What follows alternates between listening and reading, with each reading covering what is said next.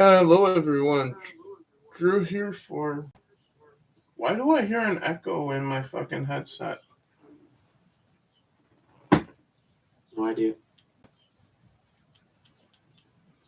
Anyway, welcome to Breaking Rocks number 23 here on the YouTube channel of Drewdet Entertainment. Before we get into what I want to talk about, a quick announcement to you guys. There's only going to be one stream to cover gaming and non-gaming related content because it's been getting annoying trying to do two streams on one day or 2 different days about different things. And especially with the amount of playing games on stream that I want to do, it's just going to be easier just to focus on talking about just anything here on Breaking Rocks at this point. Plus, we're doing these on Sundays, which is generally easier, or has been, to get everyone together on a Sunday than any other day lately. So, until further notice, the Drewdet Games podcast is going to be in, I guess I would say, temporary retirement for the time being. And Breaking Rocks is just going to be anything that we want to talk about, between making fun of Joe Biden, gaming-related content that we want to talk about, or anything from the music industry or the movie industry at this point. So that's the announcement that I got for you. Breaking Rocks is going to be everything that we're trying to do for the foreseeable future. Which is why today's title is talking about the PlayStation platform. But beyond that, we do also have other stuff that we want to discuss, like things that we haven't talked about on a stream yet together. Like Elon Musk now owning Twitter. And a whole host of other things that will probably come to mind that I didn't write down. Otherwise, this is what I have written down for the outline for today. Microsoft games coming to Xbox Game Pass, which is old news. This was like a week ago now, and we'll get into that. Sony not releasing future cross-gen games at some point in the future. We'll discuss when that will likely be happening. PlayStation Plus games have been announced. We'll get into that. So as the Games of Gold games. Let's see. Gearbox is up to some shady shit again. And the Xbox and Bethesda June event, which was broke to us by Joshi. And we'll get into what we expect for that as well. So obviously anything that I had written down was going to be for the Drewdet Games podcast, but like 2 days ago I decided, well, actually it wasn't 2 days ago, it was when I went to schedule this stream, which, sorry for the late start, I couldn't wake up. But, yeah. But I wrote all of this down, intended it to be for the Drewdet Games podcast, which is why there isn't any non-gaming related stuff written down, because we're just going to shoot from the hip with that stuff, like we've always done. But as you guys heard by the little giggle or laugh, joining me is Desert Nord, my younger brother. Hey, bro. Hey there, bro. Before we get into anything specific, I do want to shout out a YouTube channel that I've been appearing on recently for his open mic stuff lately, and that's Phil TMNT. Go subscribe to his YouTube channel. You can find me over there at times as well, popping in to talk with him and his friends. But on that note, what do you want to start with? Elon Musk or Yeah, the absolute story of the year so far is the Elon Musk story. Or do you want to start with the Sony and the cross gen Oh, I mean, situation? I mean, we could discuss the gaming thing first, you know. Hey, gaming, and he says in the chat, I'm still Mario Kart King. Yeah. As long as we're not racing with no items, yes. But as it is, yeah. You said you wanted to start with Elon as opposed to the title of the stream, right? Well, I just said it was the biggest story. But we can start with the gaming part. Society-wise and social media-wise, yeah, it is the biggest story. Gaming-wise, I feel that our title ought to be the biggest story. Yeah.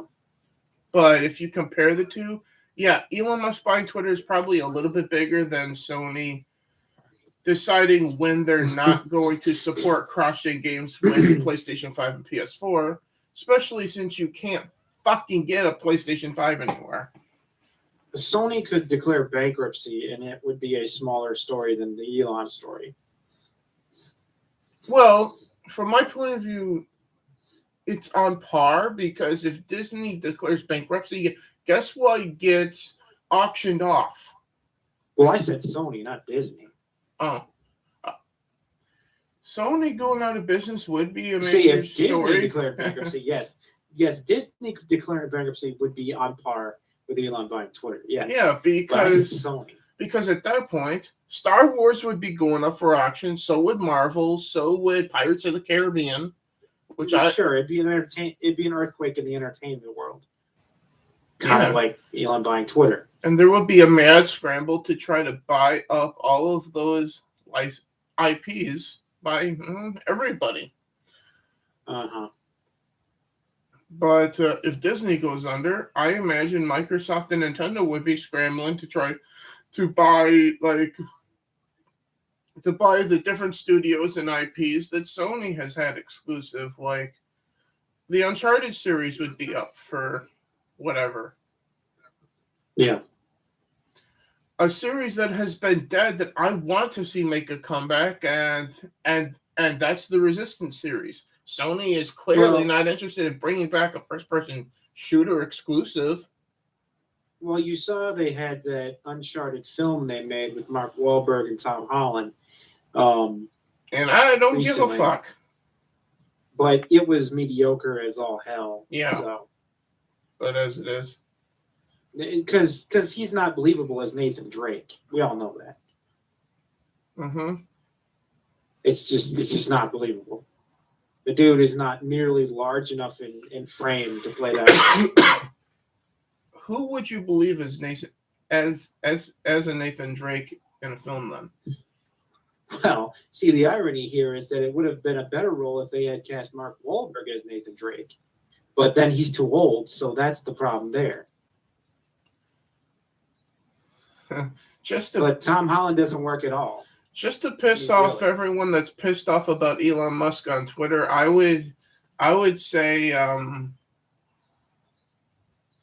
damn it. I keep blanking on his fucking name, and I know I shouldn't. Superman, Geralt of Rivia. Yeah, you're talking about, yeah, shit, I'm blanking on him too now. And we shouldn't be. Henry Cavill. Yeah, Cavill as Nathan Drake. Just to piss off the weirdos. That would do that, but see, the problem with having Henry there as Nathan Drake is that's a little over the top. Okay, how about... having Henry Cavill's like Adonis. He's like... He could play like anything short of the Hulk, and it would be believable. You know? How about Pratt? Oh, yeah, maybe more. Yeah, more like it. Because he's a little more thicker of a guy, bigger frame of a guy than Tom Holland.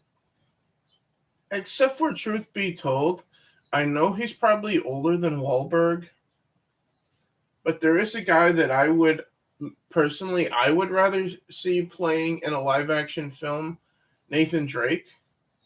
But obviously, with his age, it would be like well after the games, well after everything that we know. at that point because of the age of the actor. Yeah. And that's Christopher Nolan, the voice of Nathan Drake, playing Nathan Drake. Well, the thing I would say, though, is that you want to have a younger actor. It's got to be somebody between 20 and 35 years old. But it's got to be somebody that's thicker framed than Tom Holland. It's just, the guy's too short. He's too thin. It doesn't work. And this is why I picture Nolan playing Drake, is because I would be trying to do a father-kid storyline. So by the end of the film, for a film franchise, Nathan's kid would be the lead in future films. So therefore, the first one would be to hand the reins to like Drake Jr. here. Yeah. So the real question would be then, who would you want to be the lead of the rest of the franchise at that point? Well, that would be the real question, to play Nathan Drake Jr. I'm really just making a complaint mostly about how it was made, not suggesting that I know definitely how they should have made it. But God, no wonder it really was kind of more of a flop, because that's exactly what I'm doing now. Yeah, well, I know. I'm just saying, I can't really answer that question because nothing quite springs to mind right away. I would need way more time to think about it than that. Yeah.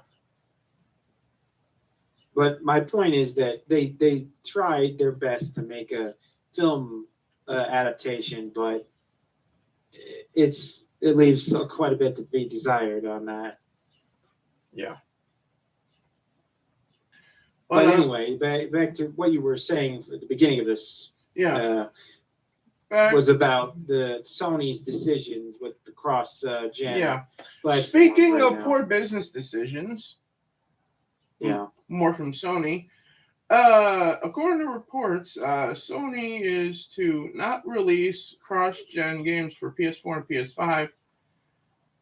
PS5 after the end of this year, 2022. So if that's the case, they have said for a while that God of War Ragnarok would be on both gens. Does this mean that that's not the case anymore? And if that's not the case, that means Sony is lying again about God of War coming to PlayStation 4. That being God of War Ragnarok. And a bunch of other games that they've said that are going to be cross-gen. So if Sony's plan is, or does this mean that these games are coming out this year then? Is that what this means? Because there are two thoughts here. On top of the big elephant thought here of, this is a piss poor business decision if Sony goes through with this. Because you can't find a PS5 anywhere. Retailers are not selling it off store shelves to people. The only way you can try to get one is to compete with bots and scalpers online. But websites like Target aren't even letting you look at the system, even if it is in stock. Which means Target is perpetuating selling them only to bots at that point. Yep. So the problem is really with the retailers here. Not so much Sony or PlayStation when it comes to selling the system. The problem is Target here and other retailers. The thing, though, I kind of wonder, since I don't quite know, what is so bloody expensive about cross-gen games? I mean, really? If they are expensive exclusives to make, I know this much. If you release games on a generation of console that no one can find, no one can get their hands on, you're going to not make as much money with the sale of those games or people buying them or subscription services to play those games as you would if, say, they were only on PS4, which is like 100 million systems out in the wild people are actually using. But if you release them as cross-gen, you're only increasing the amount of sales of that game because it's going to be played on more hardware that people are actually using, not to be confused with the hardware sitting in scalpers' basements collecting dust, which is the only people that generally can get still a PlayStation 5 these days. But as it is, it's just that I don't understand the economic difference. I mean, I guess maybe there is a licensing difference, but other than that, I mean, game development is what it is.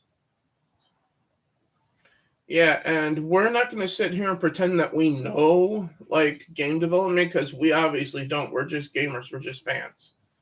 No, I know, but what I meant by that is that developing a game that's cross-gen versus developing a game that is exclusive it shouldn't be much in terms of basic development cost difference between the two. The only difference, what makes it more expensive is the licensing.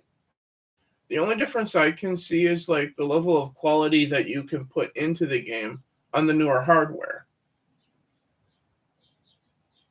That's the only difference. The other thing you touched on is, even beside the point of whether or not it's cross-gen, is what gen is it being put on?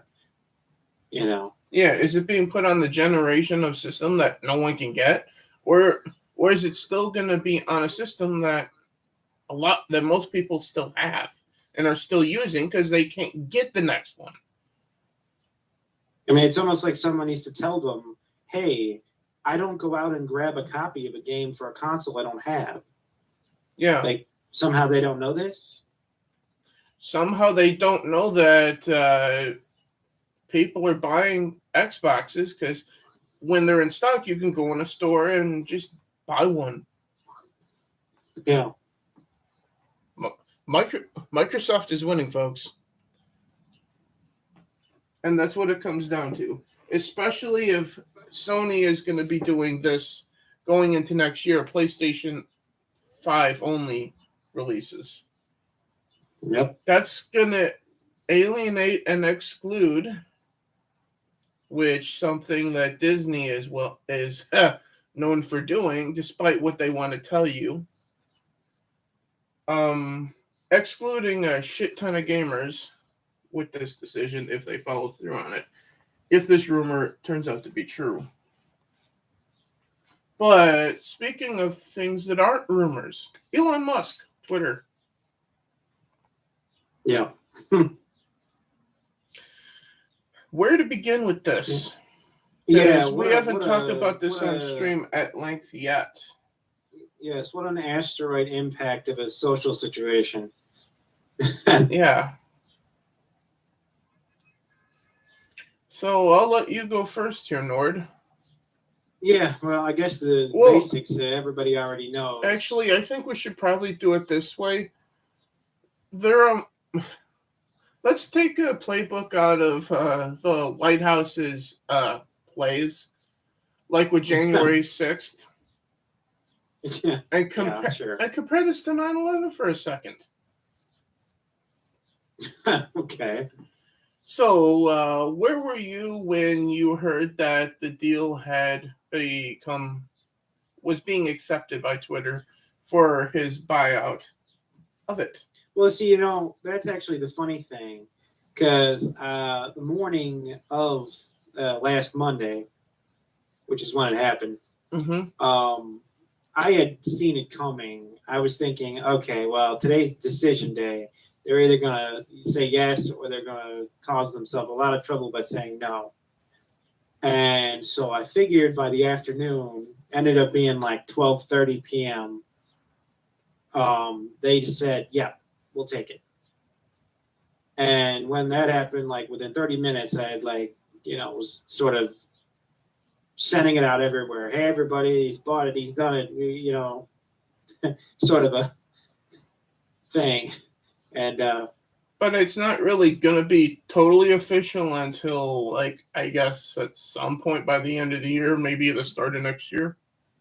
Well, when you say totally official, though, I mean there is a transition process. Yeah. But he's already said he's given the employees 6 months to get their act together. I heard that he will be open sourcing the algorithm, and he will be monitoring what employees are doing in regards to abuse of users. And so, I mean, this isn't a corporate merger, and it's not a bankruptcy reformation or any kind of, reorganization of the company.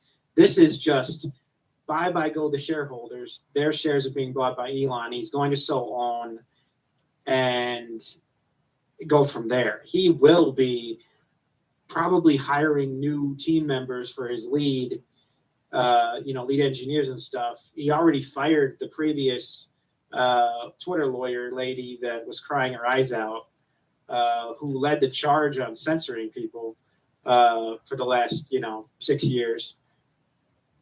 And so, I mean, he's sort of cleaned house already. I mean, he's going to keep Jack Dorsey around because Jack kind of jumped on board with him.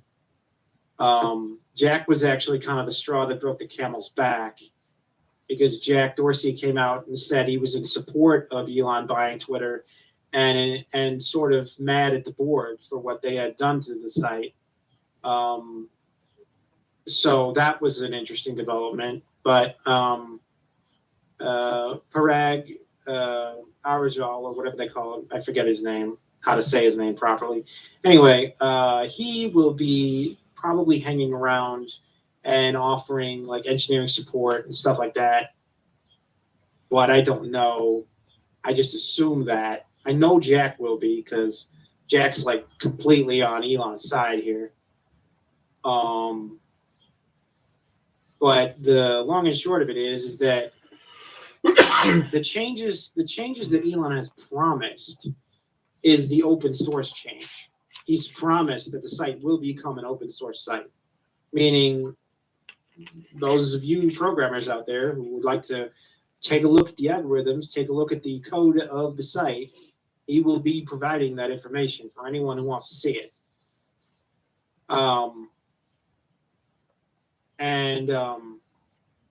Going forward, I'm pretty sure he's going to demand that people be allowed to, speak their opinions without being hammered on about fact checkers and getting shadow banned. Shadow banning is one thing he's absolutely going after big time. Yeah, it's still very prominent here on YouTube. Yeah. YouTube is definitely still a joke. Yeah. But the other thing he intends to go after big time is the bots, and the fact that a lot of large accounts, especially media accounts, appear to have fake followers. Mm-hmm. And have boosted their follower numbers by creating fake accounts to fill up the numbers. There's no interaction going on with those accounts at all. Like, they'll tweet something out with millions of followers, and almost nobody will retweet it. That's a bad sign. That's some funny business right there. And that's another thing to note. A lot of major YouTubers and major accounts on Twitter have been reporting a large uptick in new followers. That was the thing that started happening on Tuesday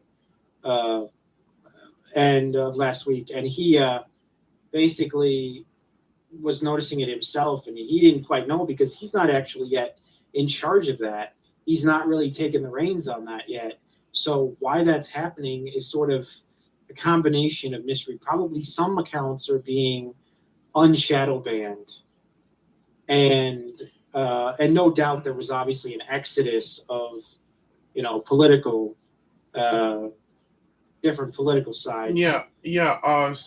Some people are reporting that they've lost a large number of followers. Other people are reporting they've gained large number of followers. And this is what I think is going on here. You have accounts like Drunk3PO, Jeremy Prime, i.e. the original D-Day Cobra, Jeremy of Geeks and Gamers, and his original account, and accounts like that getting unbanned. Yeah. Well, that's part of it, yeah. And as well as accounts like Heel versus Babyface. I think he got his original account back now, too. Right? Yeah, well, they were definitely talking about... as of Friday Night Tights, it wasn't yet. But they sort of expect him to get it back very soon. Yeah. And then hopefully Lethal Lightning at some point with his. Yeah, and there's been several, but the one thing I was going to say is that there was a certain amount of people on the hard left that deleted their accounts, left the site, and the others, and a certain amount of people on the right who have said, "Wow, this is going to change things. Let's join in." Yeah, let's go back. That's exactly what I was about to say there. People that had left coming back, or people that had never been on it signing up too, potentially. Yeah, that too. Yep. So, from my point of view, it's a combination of, when it comes to the uptick in new followers for a lot of people that are getting their accounts unblocked and they're showing up as followers again, because I guess if you get banned, you don't show up as a follower anymore, I think, right? People coming back. Yeah, if your account gets banned, you do disappear as a follower. Okay, well, that makes sense. And then, people coming back and new users coming in that did not want to touch Twitter until now. So that's what I think is going on with that. When it comes to losing them, well, we all know what that generally is. People that don't like the fact that Elon is now owning Twitter just going, I'm deleting my account. And some of them actually are doing so. But we also see examples of people saying that and then going, but I need this to promote like my shows and shit. Sure. Yeah, there's a certain amount of addicts of the site that would love to quit because they're politically opposed to free speech for various reasons. Yeah. And but they don't want to quit really because they're addicted. So from my point of view, ultimately, Elon Musk buying Twitter is obviously a positive thing because as you guys who will watch this on YouTube are, if you don't know by now, you will know that I'm a huge advocate of free speech. Yeah, I mean, it's absolutely landslide in the correct direction.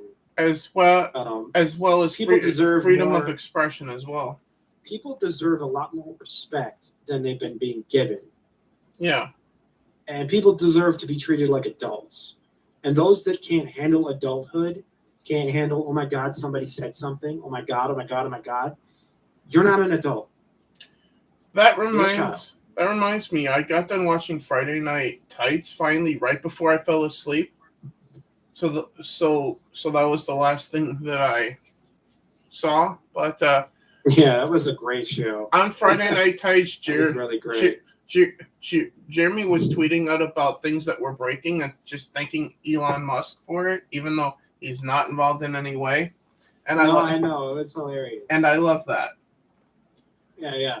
Jeremy's like, I'm gonna keep doing it too. Anytime anything remotely positive happens, I'm just gonna tweet, thank you, Elon Musk. It was really funny. I'm thinking about joining him on that, but not tweeting it out. But I'm here on Breaking Rocks when. Sorry. But when we get to report on something positive, we just thank Elon Musk for it. For that happening.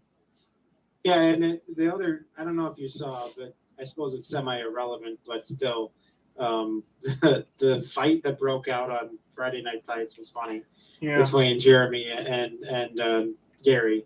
And Ryan was involved in that. And sure, yeah, Ryan jumped in. And Odin. Yeah. Odin. Odin jumped in too. Odin of all people. Odin sort of backed off though, but Jeremy and Gary were just like at each other really bad. It was funny. Yeah. Because you would expect Ryan and Jeremy, or if Az were actually there for longer than the brief moment to cry about the death of Batwoman. Yeah, which was also hilarious. Yeah, because Az wasn't even supposed to be there.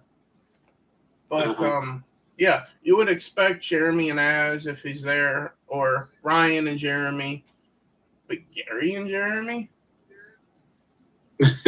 Yeah. Odin and Jeremy. Yeah, it devolved into a hilarious shit show of just yelling and you know, calling each other retard and stuff.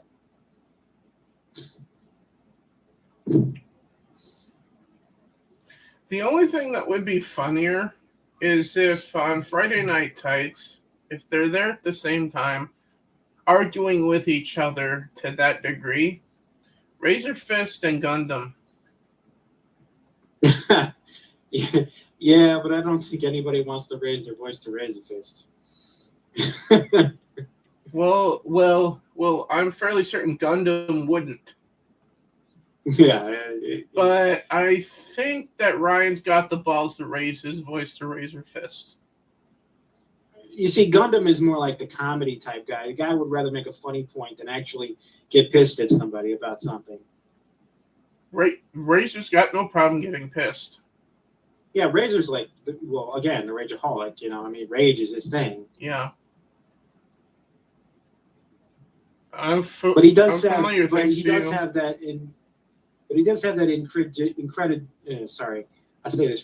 incredulity streak that he goes on sometimes about when he's pissed off at something. He'll actually just sort of get higher pitched voice. Mm-hmm. I'm not sure how to explain it, but Razor doesn't do a lot of angry yelling per se. He does more of like stressed out comedy, usually. And he loves, of course, one-liners. One-liners are his bread and butter. Yep. But anyway, yeah, Friday Night Tights was just absolutely wonderful. So overall, Elon Musk buying Twitter, on a scale of 0 to 10 of this being a good thing, 0 being, why are we talking about well, this? It's like a 14. Agreed. I mean, it could not have been more glorious and hilarious at the same time. To me, Elon Musk comes across as even keel.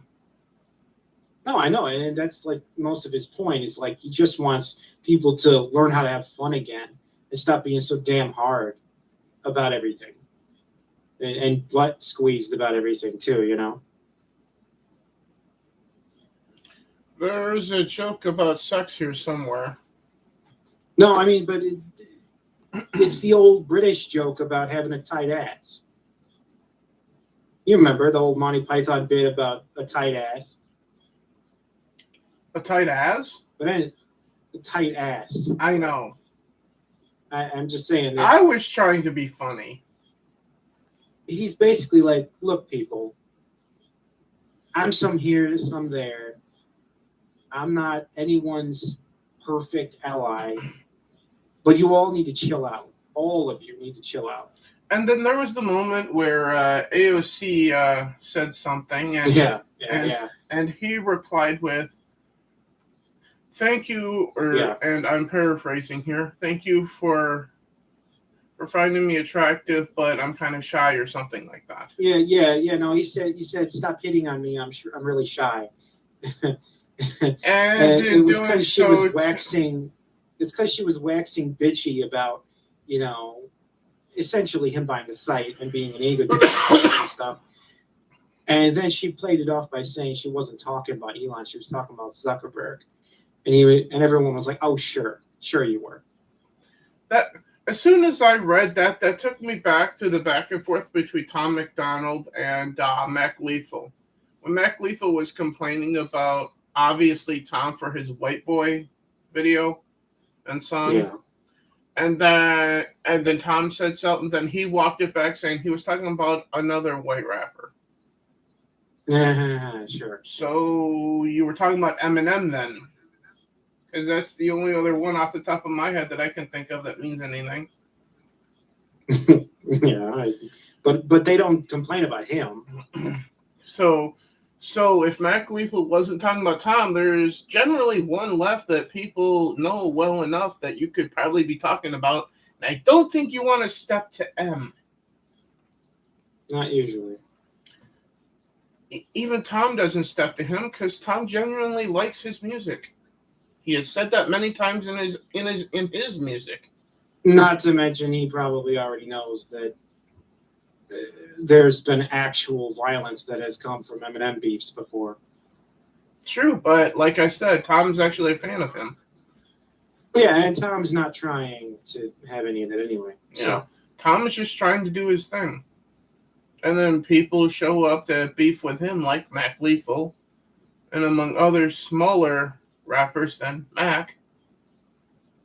How can you be smaller than Mac Lethal? Anyway.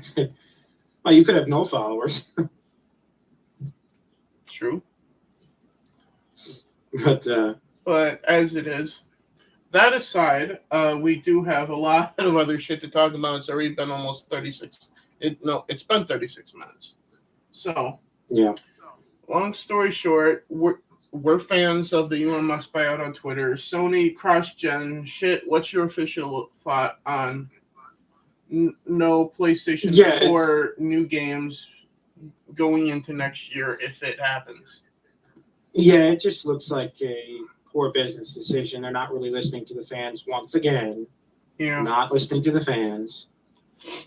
Right, and evidently there's some controversy with the new PlayStation Plus already, which I have to follow up on before I talk about. Uh-huh. But we'll get into PlayStation Plus in a minute, though, because we got the PlayStation Plus Is a Game collection for May, but we'll get into that in a minute. First, more Ubisoft games coming to Xbox Game Pass, specifically, noted here, Assassin's Creed Origins and For Honor.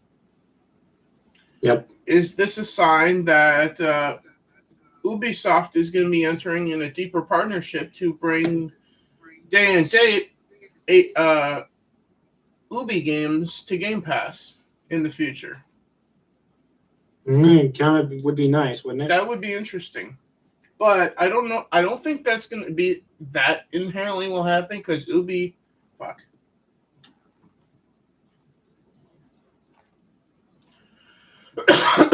I don't think that will inherently happen because Ubisoft has their own subscription service for games. Yeah. Yep. So I think it'll be more like 6 months after the fact. There might be a collection of older Ubi games, maybe at some point in the future. I'm not saying that is going to happen. I'm not saying that's a rumor. I'm just wildly speculating here, folks, at this point. But Nord, your thoughts on Origins and For Honor going into Game Pass at some point? Yeah, I mean, obviously it's a good thing. Personally, I already have Origins, so. Yeah. I mean, it obviously isn't a big deal to people that already bought the copy. But, for Game Pass people that just play whatever's in Game Pass, it is a nice addition. Yeah. As it is, though. And it would be nice if they would start, putting better games in Game Pass. Well, it would have to start with Microsoft's first party releasing games that can compete with Sony's exclusives. That's where it begins and ends there. Mm-hmm. So Starfield needs to compete with the best that Sony has had over the last 7-8 years, like the older Naughty Dog games, like Ghost of Tsushima and things like that. If Starfield can compete with Ghost of Tsushima, we're talking here. Yeah, that would be. I mean, and with all the hype on it, you'd think it would. I mean, well, first of all, it needs to. It's Bethesda's first new IP since the Elder Scrolls 1 Arena. Yeah. And yes, I know what some people are going to say. So you're forgetting about the Fallout series. First of all, the Fallout series was originally owned by Black Owl Studios. And when they went Yeah. under, they sold the entire property to Bethesda. So Sure, Fallout, and like you said, original IP. yeah. So it was never original to Bethesda. So yeah, new IP, original new IP, yeah. And secondly, it's the first single player game that we've gotten since Fallout 4 from Bethesda. Yep. So it needs to be better than Fallout 4 for me. It needs to be on par or better than Skyrim, for example. Yeah. That's what it needs to be. But what are my expectations for Starfield? My expectations are, since it's supposed to be a single player game, it being on par with Fallout 4. Those are my expectations. My expectations for Starfield are not through the roof like some people. Yeah, granted, I want a space exploration RPG just like Yeah, them. What I was about to say is that Skyrim isn't its gaming competition though. If anything, its gaming competition is actually Mass Effect.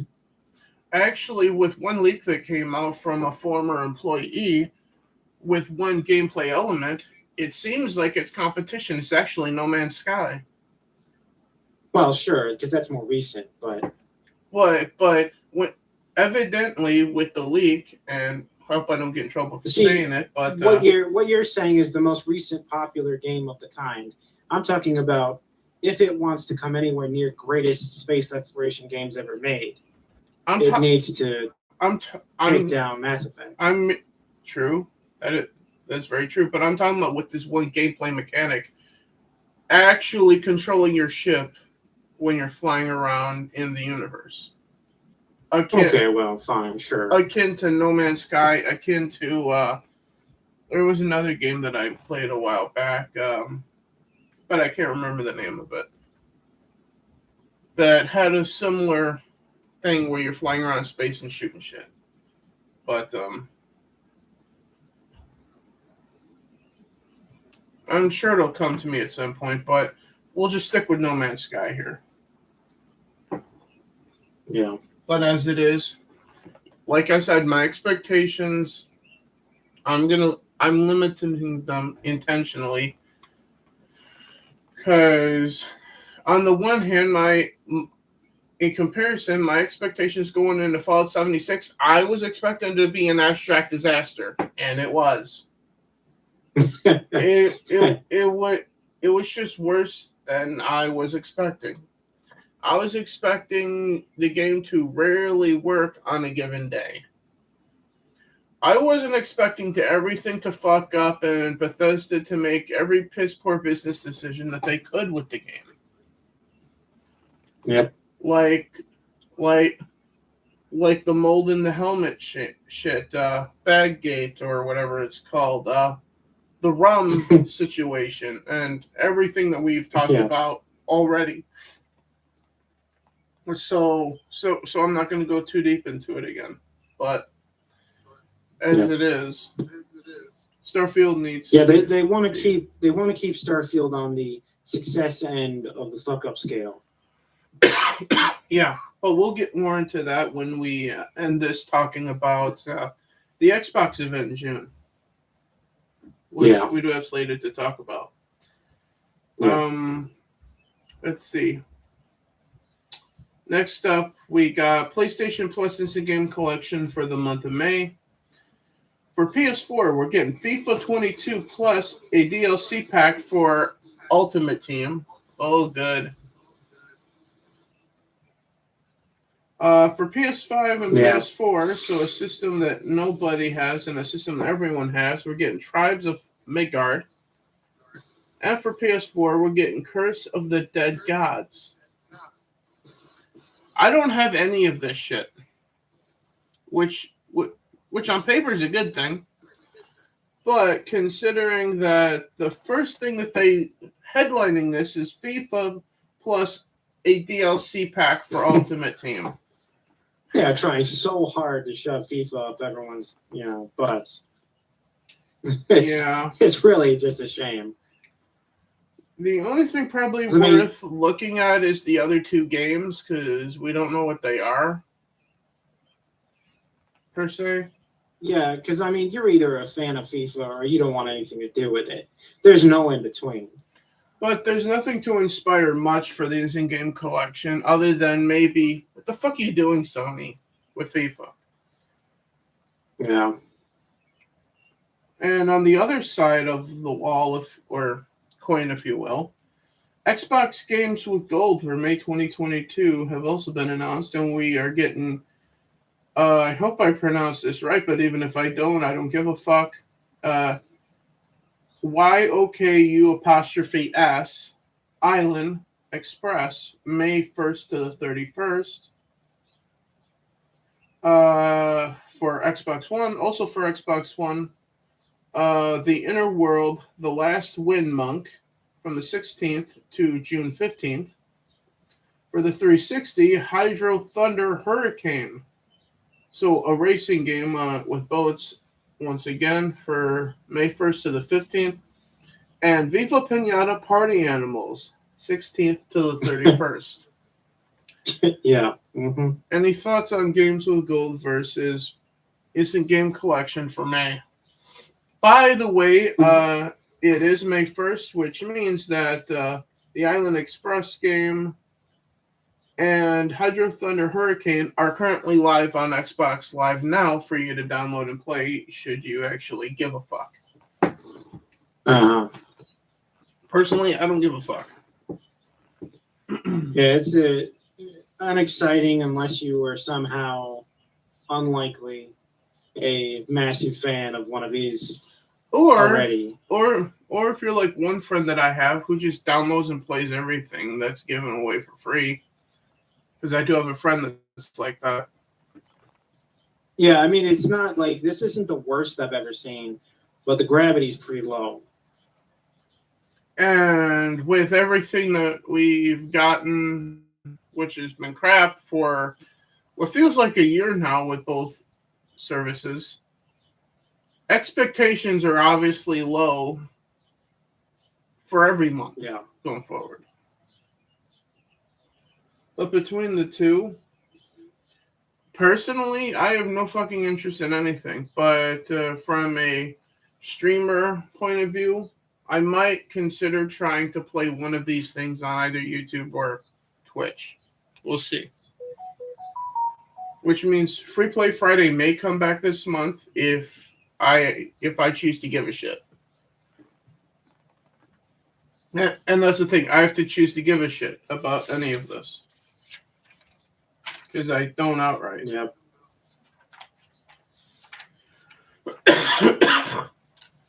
But with that, any other thoughts about PlayStation Plus and Instant Game Collection before we get to Gearbox's fuck-uppery? Yeah, I would just say they're uninteresting to me. I mean, I'm not, it's hardly exciting. So, yeah, kind of boring. Yeah. So on that note, Gearbox charges $10 for DLC for Tiny Tina's Wonderlands. Do you want to take a guess at how long the DLC is in terms of playtime? Per the report here. Probably only well, I mean, I don't want to assume that it's not sufficient, but I mean, probably a few hours. That would be a massive fucking improvement. I'm just like giving them the benefit of the doubt here. Well, you can't because it's only 10 minutes. Well, then obviously that's way below expectation. So $10 for 10 minutes of additional content, which is skins and weapons and a dungeon that you could get through before your food gets done in the oven. You could pop your food in the oven. For example, you could pop some lasagna in the oven, which should go for about an hour. Wait about 40 minutes. Play the content, and you'll be done with it still before still before your lasagna has to come out of the oven. Uh-huh.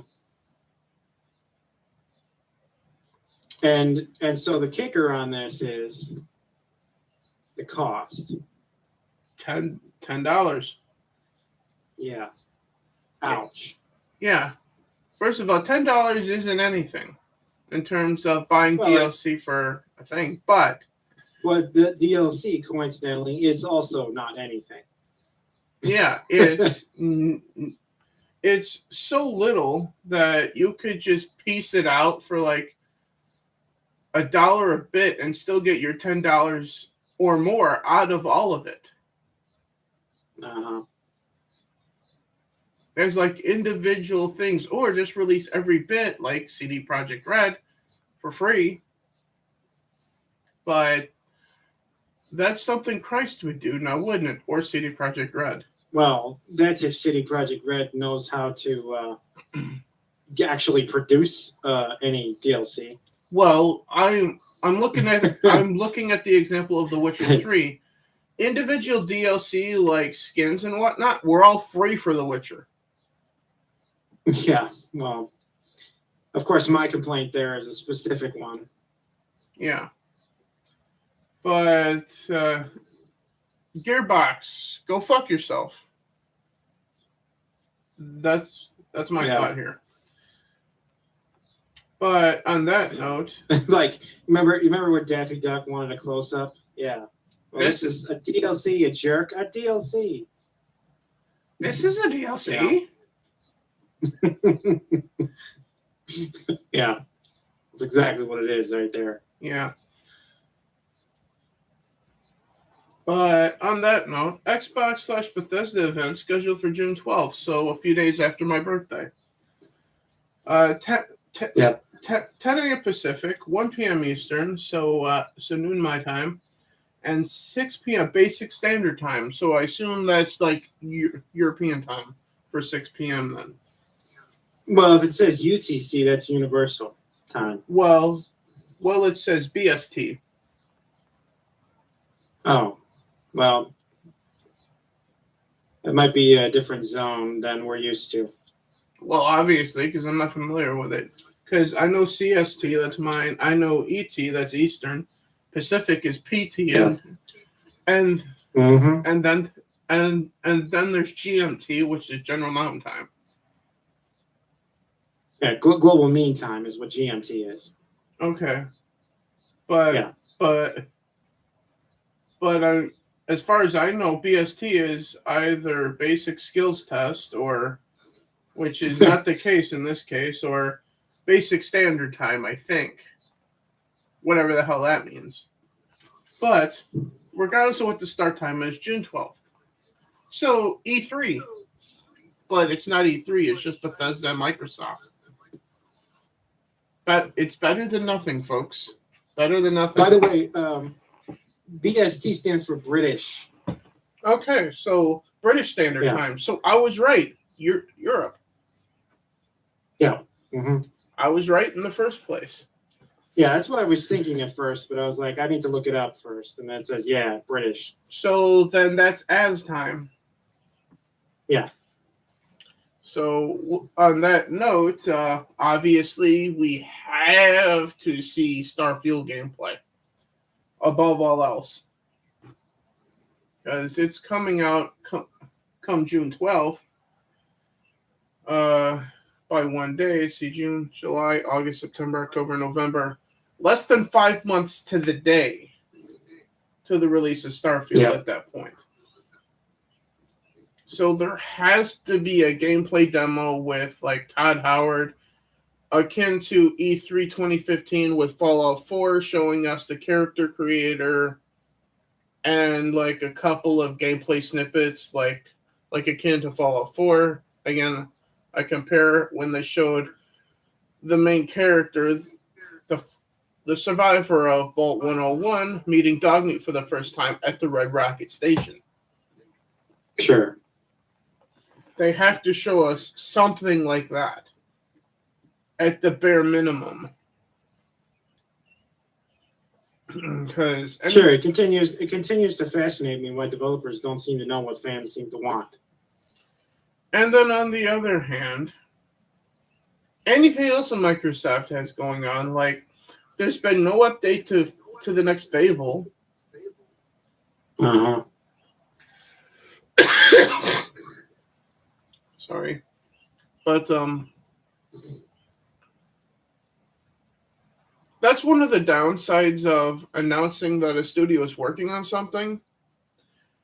Publicly making that announcement is saying, at least this is how I take it, expect an update at some point on the process of developing it before we're ready to announce a release date. That's how I look at it. You?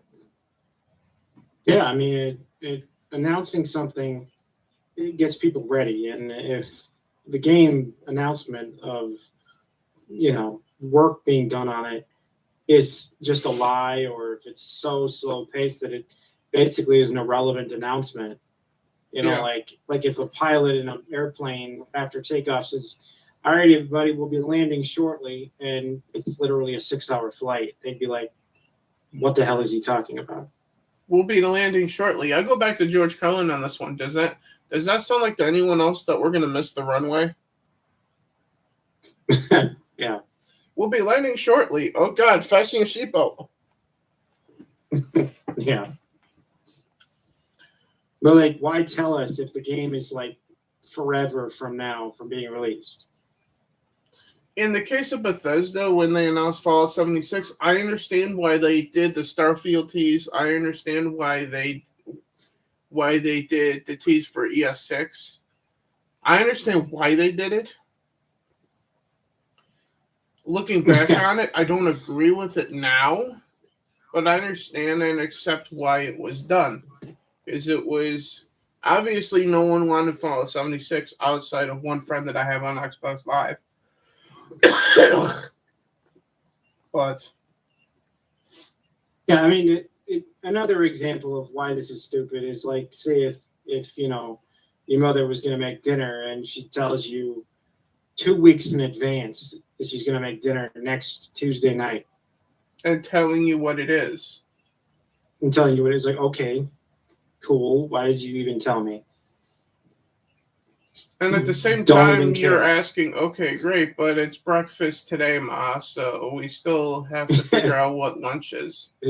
It's just really attempting to get more hype than it deserves. Basically, is all I can see the point being. Yeah. Quite. But back to the Microsoft Bethesda thing. What else do we know of that we ought to be hearing about for the Xbox thing?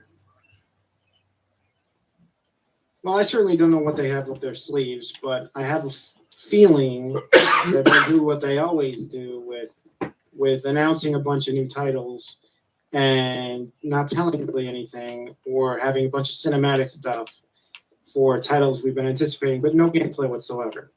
So indicating nothing.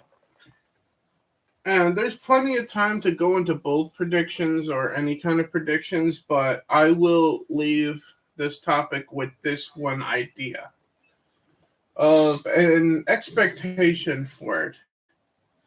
Usually Xbox likes to announce like a group of games are coming to Games with Gold or Game Pass or whatever things, right? Yeah. So that's what I'm thinking they're going to do here at some point. They're going to say, hey, these 10 games are coming to Game Pass like by the end of the year or some stupid thing. Mm-hmm. It would be more fun if they came to Game Pass in the same month and stuck around for like a year. So you had a year to try to play through all of them, if at all possible. Yeah. But on that note, what games would you like to see in a situation like this go to Game Pass? like in a group of 10 and like go in at like in a certain month altogether. Well, more of the Gears would be nice. Now, the Gears franchise is all already in Game Pass in the first place because it's first party. Okay, well, yeah. Sorry, never mind that. I suppose more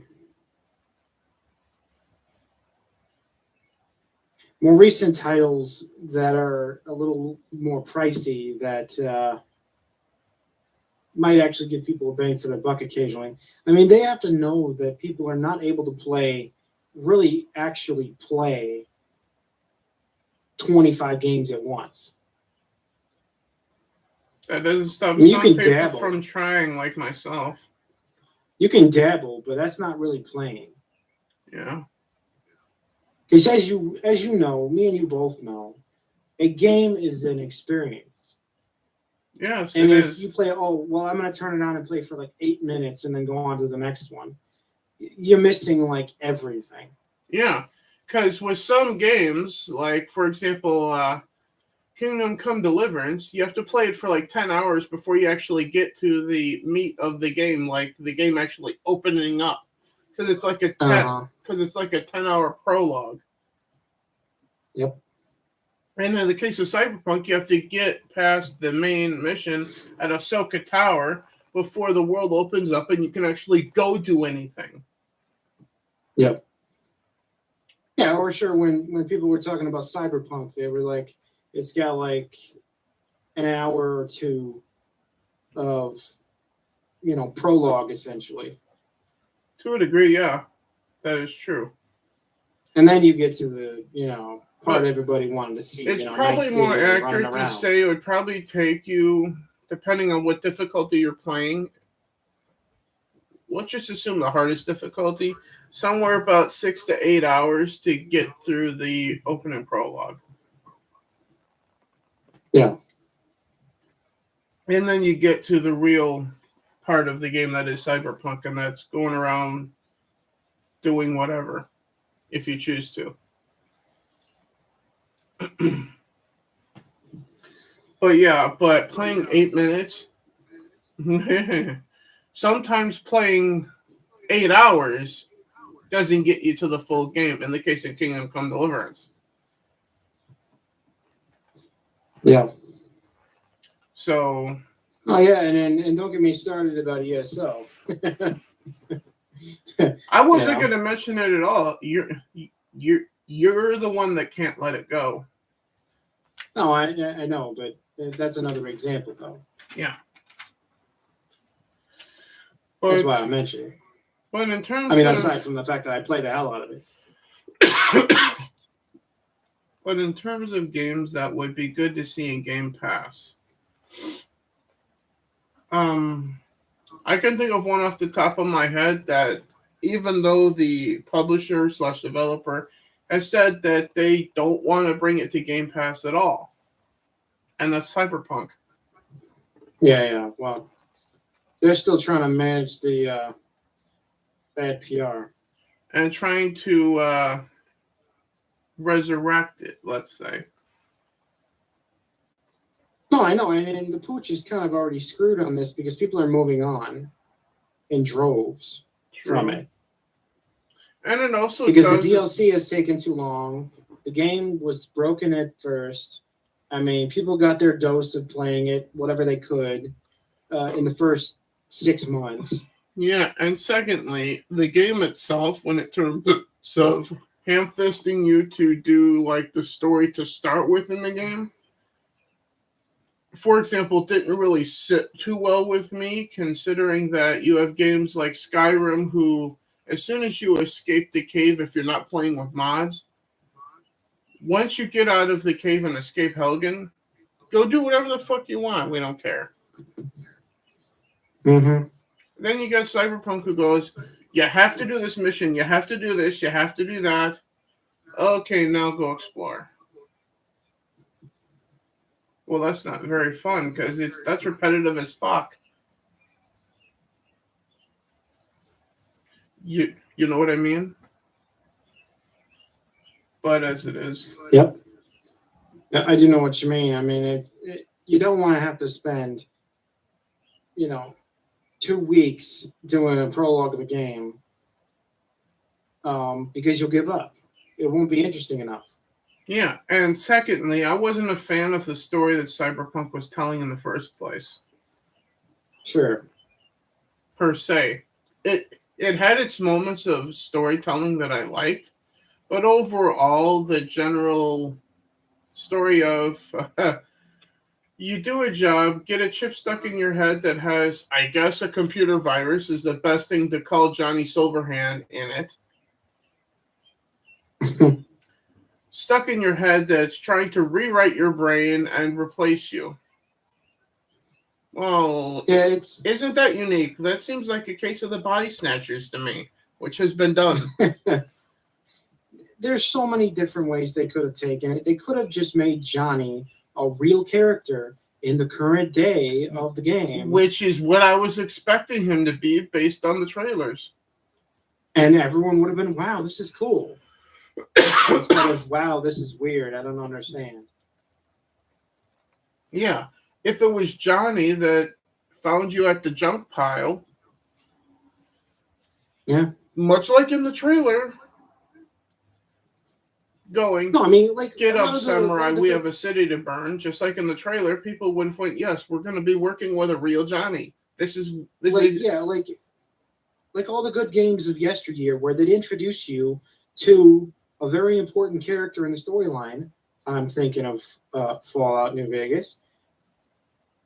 At the beginning of the game, and then later on, you'd realize the importance. Or the lack thereof in this case. Yeah, or the lack thereof. I'm just saying, if they wrote it better, like they used to write games, people would have been so much more excited. You would overlook 100 things just because of how good the story is. Yeah. But because you're not able to do that overlooking, because the story is hard to follow and strange and not exactly what you were expecting, all the other problems just got amplified. But the positives of Cyberpunk, and I'm sorry for this turning into a Cyberpunk review, but apparently it has. The positives of Cyberpunk are the gameplay across the board. The music in the game makes you want to just drive around listening to the radio. And it was literally the top part of the entire game was the music. Yeah, and the environment that you can go explore once you're allowed to. And certain characters within the world are very unique and very interesting to interact and do anything with. Problem is with some of them, they're tied to the main story of the game. Like Pan Am. Yeah. So largely, it's not even just the prologue. Certain aspects that you can do in the game are tied to the main story that you have to do to unlock certain characters and things to do. Which is bullshit. Well, it leads you in a tangled mess of a direction. Yeah. The one thing I was going to say is that even if we don't talk about, or even if we have talked but didn't mean to, about the specific details of the actual game, the choices made by the developer was the core point here, which have been a lot of mistakes. Indeed. One of the biggest ones from my point of view really doesn't have anything to do with like the gameplay itself per se. But when you have a game where you customize your character's look and everything, yeah, and it's a first-person game, why create a game where you could customize how your character looks just to not look at them for the entire fucking game just about? Yeah, well. And if you want to make a first-person game, fine. And then give us a character that we're never going to see. Fine. Who cares? But yeah, and then the thing is that they did so much work on what the characters would look like, and focused so little on the environment of the game. And on top of the other obvious problems, they announced it way too long before it was ready to release. They dragged the release out forever. And then it was broken anyway. And then they had to take God knows how long to finally get a patch out that finally made the game playable for some people. And then finally released the next gen version, but didn't even announce when it was happening. They just released it. Yeah, and then the DLC, which is still not out. Yeah. Even now. Right. People are supposed to be waiting forever for some DLC for the game.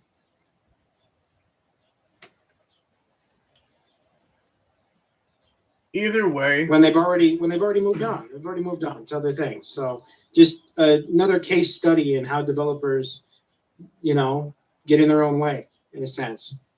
Yeah. While I'm talking about the Bethesda Xbox thing. Oh, there's an elephant in the room. There was also, in the thing that Joshy sent us, a reference to Activision. So, does this mean that Activision is going to be a big part of the Microsoft thing in June? Possibly, I guess. Yeah. Especially since supposedly Microsoft is acquiring them, but as we constantly see, the Federal Trade Commission up in arms about it. Of course. As they're up in arms about even the internet existing like a few years ago.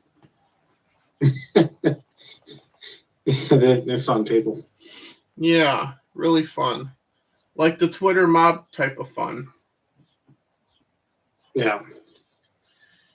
But as it is, that's all I had written down. Was there anything that you wanted to bring up that you wanted to talk about as this is Breaking Rocks and we're doing everything here now, so. Yeah. Well, I mean, we kind of sort of, hit all of the major things. I mean, it wasn't like an amazing amount of news per se, just that the things that did happen were really monumental. Yeah. I do think that it's funny all about the CNN Plus app being a complete and total utter failure. Yeah.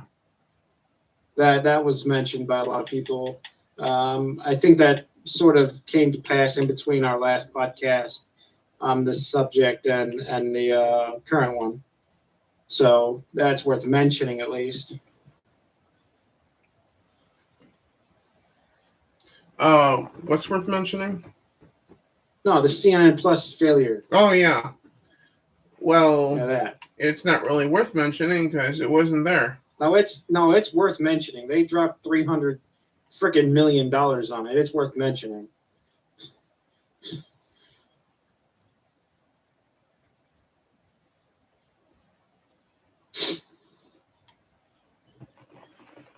So on that note,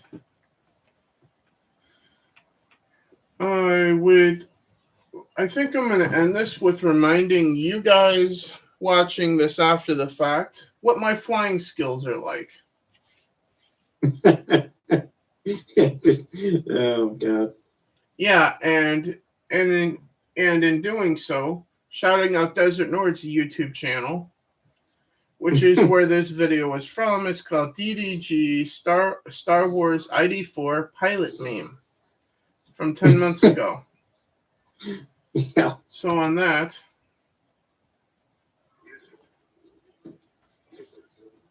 I'm flying. I'm pilot. A few minutes later. All right, you alien assholes. And the words of my generation.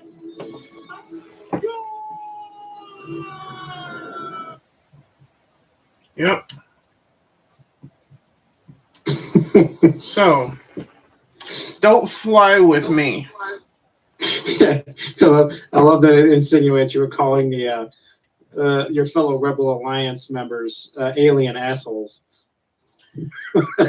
Fairly certain in that I was flying a TIE fighter. Okay, well, I whatever. It's believe. still funny. Because I believe my thought on the matter was at the time, the rebels will have you do flight checks while you're still in the hangar of the thing, so you don't hit anything. The Imperials don't give a fuck. Get out there and go do your flight checks. Uh-huh. And especially in the game, having you do flight checks while you're around all these other ships, so you're looking at your instruments, you're not seeing where you're going. You look up and you have that moment that Az had playing Resident Evil 8. Yeah. Screaming like a little girl just about. You look up and there's the engines of a Corvega firing right in your fucking face. Yeah. And the worst part about all of it was if you were to watch that stream, which is still up on Dreadite Games on YouTube, my reaction to after hitting the thing, because what happened was the ship bounced off of it and nothing happened. I'm like, oh, I guess I didn't die. Yeah, you thought you were toast. Which Yeah, you really totally would have been. yeah, because if it was Battlefront 2, the mechanics with flying in that, you hit something, you explode, you die. But in Squadrons, apparently it's a kid's Star Wars flight simulating game. Go hit, like bumper cars. Go hit whatever you want. You'll be just fine. Okay, that's not okay. Whatever type of reaction. But as it is,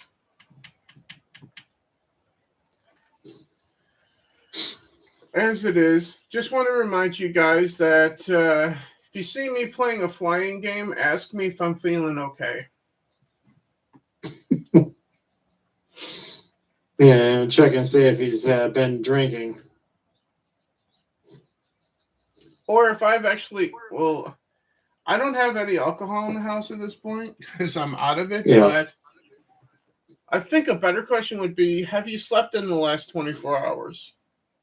Well, that helps too. Yeah, because being up for that long is akin to drinking quite a bit. You're that out of it.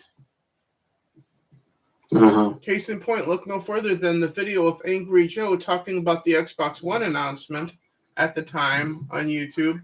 Because evidently he had been up for like 48 hours editing videos, and then he filmed that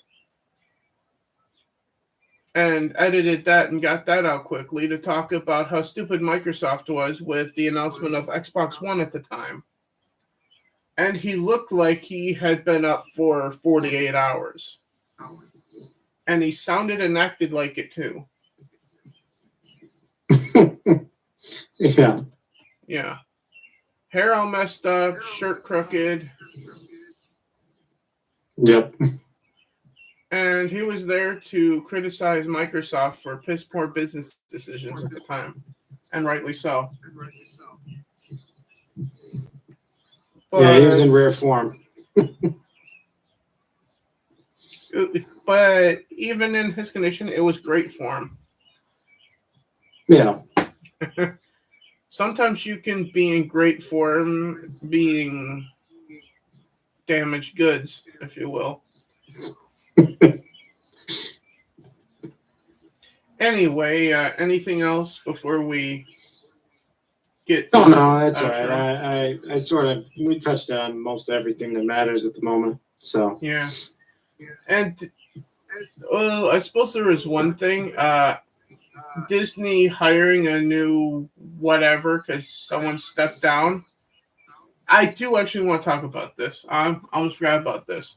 There was someone who stepped down at Disney or got fired, let's say, for the debacle of going up against DeSantis and the state of Florida.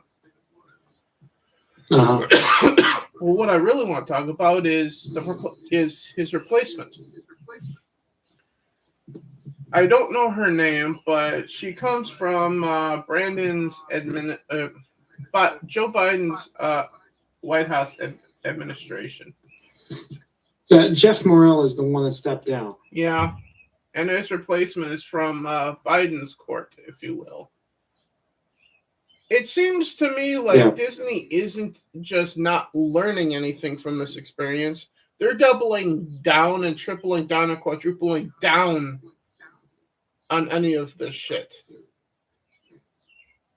It's like they are willingly putting the Mickey Mouse train on the tracks, pointing it directly at going out of business and intentionally going, shove all the coal in the fire now. Like they're trying to kill themselves as a company at this point. Well, if that's what you want, Disney, that will just they think free up that Star Wars to actually be good again. they think that being the way they are at this point is the only way that they can manage having, any kind of morality. But the irony here is that they don't even hit the mark on that. Yeah. Like they're failing in business. They're getting themselves screwed over 6 ways to Sunday. They're alienating half their audience. What are they doing right? Exactly. Besides virtue signaling, a supposed political lean that's a moral imperative to them, they're not doing anything productive. Yeah. They're pretending that their hard left morality, a hard left political lean, is a morality case. That they can either be hard left or immoral. That's what they've convinced themselves. And it's ridiculous. Yeah.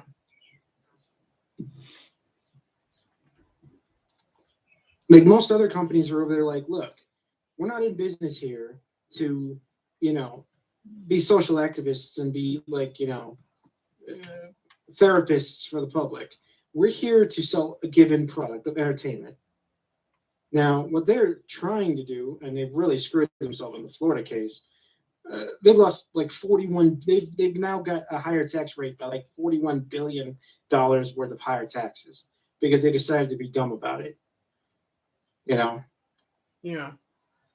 If they had just been like, you know what, we're not going to try and screw ourselves.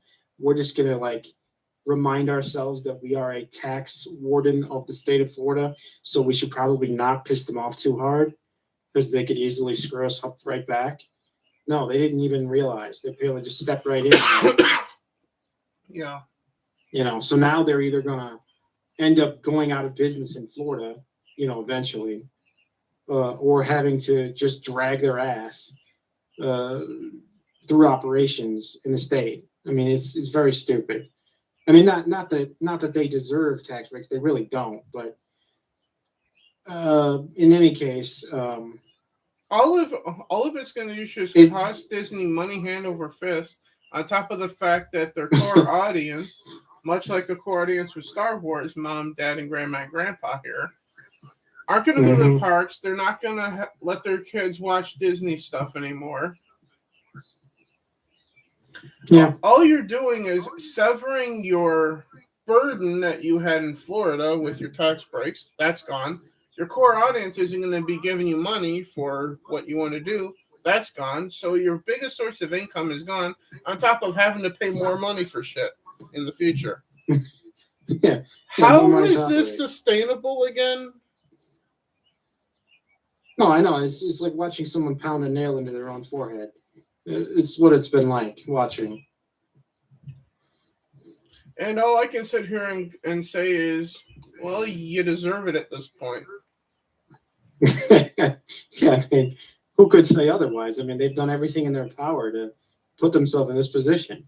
And then there's the fact that we've spent years getting shit on by the company because we don't like business decisions or creative or whatever the case is with certain movies.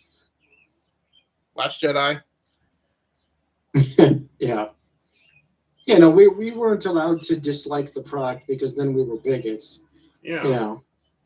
Except for real inclusion is not excluding someone because they disagree with you or because they're straight white males or whatever. That's exclusion, sure, folks. And literally 50 years ago, movies had women and black people and And every gay, kind of diversity that they talk about. and gay characters as well, yeah. Yeah. I mean, they had everything 50 years ago. So what do they think they're really doing here?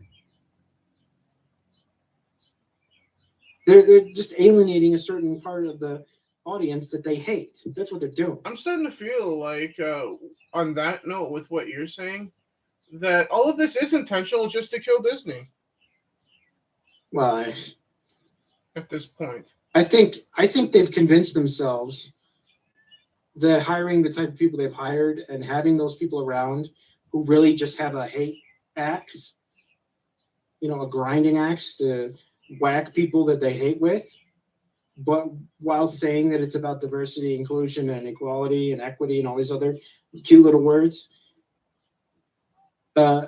It's been a decision they've made with full heart.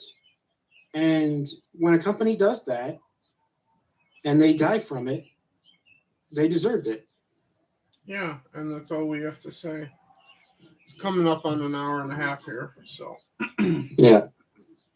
But as it is, Nord, where can people find you? Oh, well, I I guess I intended to be a little more active on Twitter at this point, but I am there. Yeah. And then there's, of course, my YouTube channel, which you've already mentioned. So. And what is it that you go by on Twitter these days? Is it still your name? No, I go by my real name, Rob Myers. Yep. You can find him as Rob Myers on Twitter. Yeah. You can find him on YouTube as Desert Nord. Yep. Which we checked out one of his video about my flying abilities in Star Wars Squadrons earlier. That's where that was from, folks. Yep. You're not on Twitch still. Well, I am, but I don't do anything currently. I'm just a viewer. Yeah.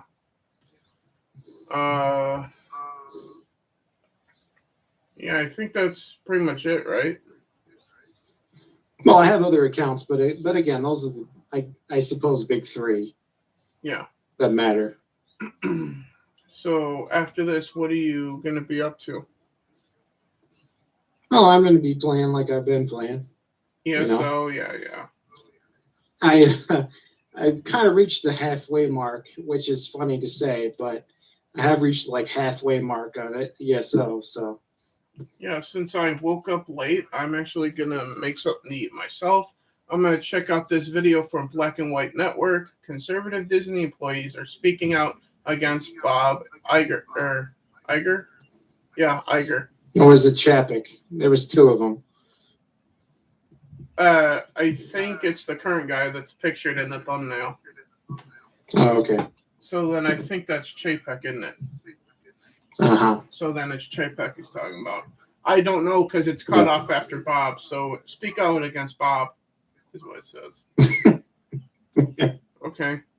But it pictures the current guy. So yeah, I'll be checking that out after that. I'm going to try to go live on Twitch at some point this evening.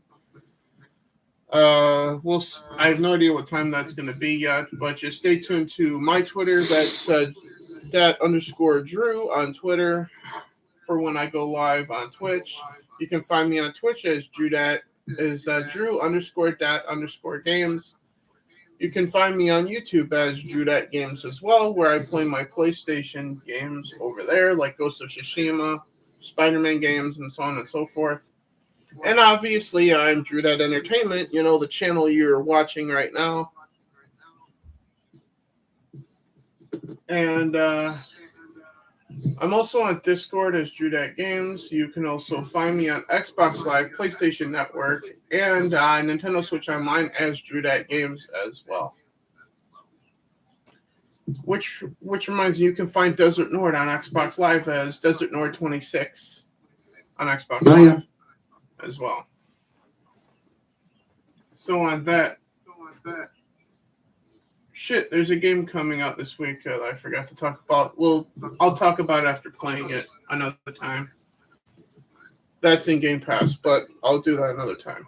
But as it is, I'll be playing that game. Let me quickly go over what that is first here.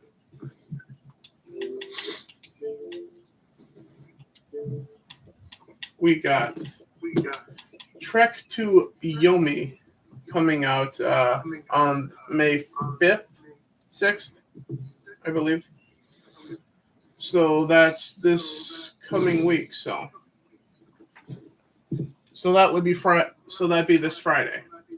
So expect me to be trying to play that at launch, in between shifts at work. So, and if I can't, then expect me to play it on the day after, on Saturday after work, if I can't play it on launch day. But as it is, stay tuned for that on Twitch at the end of the week, going into next weekend. But until then, I'll play something random on Twitch tonight. What? I don't know yet. We'll see what happens. But until then, I'll see you guys later. Thank you, Gaming War, for popping in and just informing us that he's still the king of Mario Kart.